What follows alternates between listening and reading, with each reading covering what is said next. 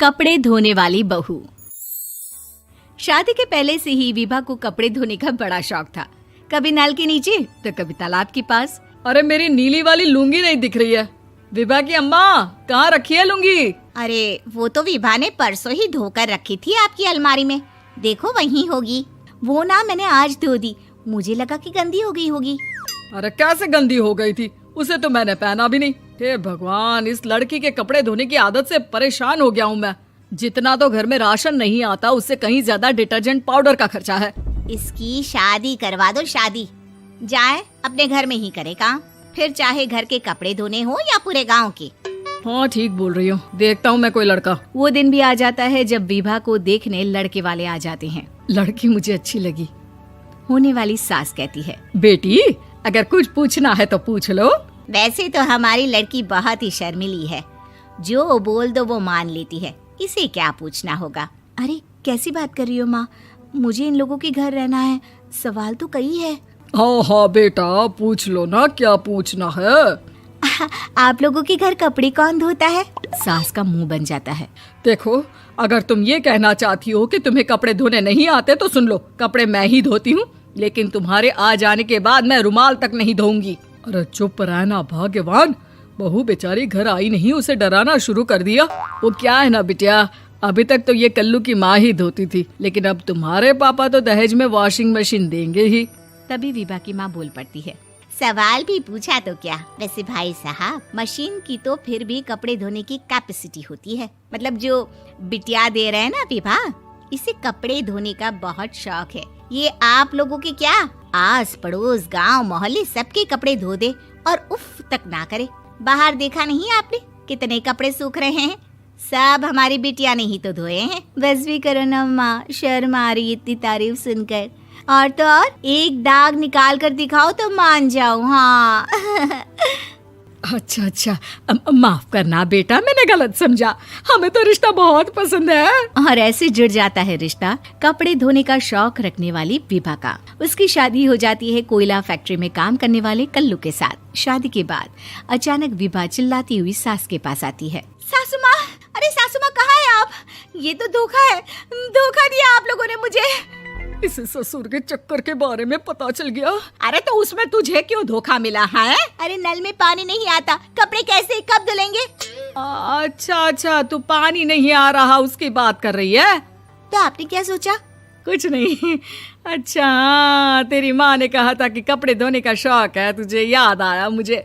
शौक बोलकर कपड़े धोने वाले मेरे जुनून को कम ना आके सासू माँ, कपड़ा धोना मेरा गुरूर है। तभी पति भी वहाँ आ जाता है। अभी मैंने इसे सनी देओल की फिल्म दिखाई है, उसी के डायलॉग मार रही है माँ। अच्छा सुन, साफ साफ बता रही हूँ, पानी सुबह 4 से 6 और शाम को 10 से 12 आता है, समझी? विभा टाइमिंग सुनकर हैरान हो जाती है। ये क्या भूतों का मोहल्ला है? सुबह 4 बजे उठकर कौन कपड़े धोता है? 4 बजे टंकी में पानी जाता है, फिर सारा दिन धोना ना, किसने मना किया? अरे कैसी बात कर रही हैं? 200 लीटर की टंकी में कितने कपड़े धो लूंगी मैं? सुबह ही उठ जाऊंगी मैं। अब क्या था, विभा सुबह 4 से लेकर रात के 12 बजे तक कपड़े ही धोती रहती। एक रोज सास पड़ोस से निकलकर कहीं जा रही होती है कि साथ वाली कहती है, हाँ कल्लू की माँ, जरा ये बताओ कि 2 साड़ी है, 2 ब्लाउज और एक पेटीकोट और एक नाड़े वाला लंबा कच्छा। हाँ तो? अरे तो क्या, कितना लोगी धुलाई ये बताओ। धोबन दिख रहे हैं हम क्या? हमारे पति सरकारी नौकरी से अभी रिटायर हुए हैं और बेटा सुपरवाइजर है कोयला फैक्ट्री में। धोबन समझ रखा है हमें?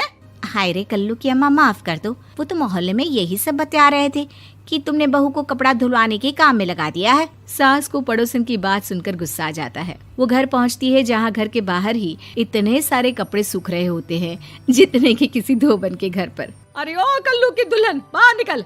माँ जी यहीं आ जाओ, बाथरूम में चादर धो रहे हैं हम। अरे अभी हम धोते हैं, तुमको बाहर निकलो। ये आस पड़ोस वाले बोल रहे हैं कि हम बहू से कपड़े धुलवा कर उसे कपड़ा धोने वाली बना दिए हैं। अरे छोड़ो ना माँ जी, किन लोगों की बातों में आती हो? आस पास के लोगों का तो काम ही होता है कि वो किसी तरह सास बहू को लड़ा दे। बहू सारे घर के कपड़े धोती है, ये क्या कम है? बोलिए। सास को भी लग जाता है कि वो बहू का ये सनकीपन नहीं छुड़वा सकती, इससे अच्छा है कि खुद ही चुप हो जाए। एक रोज सास और बहू मंदिर जाते हैं, जहाँ सास की साड़ी वहाँ खड़ी भीख मांगने वाली से मिलती है। माँ जी क्या बात है, आपकी साड़ी उस भिखारन से कितनी मिल रही है ना? हाँ हाँ देखो तो, दोनों की साड़ी मिल रही है। क्या बात है कल्लू की अम्मा, तुम खुद को तो अफसर की बीवी बताती हो और ऐसी सिंपल सी प्लेन साड़ी पहनकर घूमती हो। सिंपल और प्लेन नहीं है ये साड़ी। तो क्या सोने के धागे से फूल बने हैं? कुछ भी सासू माँ, कुछ भी। हाँ बने थे इस साड़ी में सोने के धागे से फूल। मेरे पति लेकर आए थे मद्रास से स्पेशली मेरे लिए 10,000 की। है भाई साहब इस भिखारन के लिए भी सेम टू सेम साड़ी लेकर आए होंगे 10,000 की। सास उस वक्त तो कुछ नहीं कहती, लेकिन बहू के साथ घर आती है और अलमारी से एल्बम निकाल कर लाती है। ये साड़ी देख रही है, ये वही साड़ी है जिसे मैंने अभी पहना था। इस साड़ी में ये जो चमकदार फूल दिख रहे हैं ना, ये सोने के धागों से काढ़े गए हैं।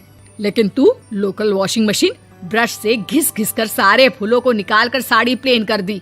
मुझे माफ कर दीजिए सासू माँ। और तो और, जब मैंने तुझे तेरी गलती के लिए कुछ नहीं कहा, लेकिन तूने तो सबके सामने मेरा मजाक ही बना दिया। क्यों? बहू को समझ में आ जाता है कि अब से उसका कपड़े धोना बंद।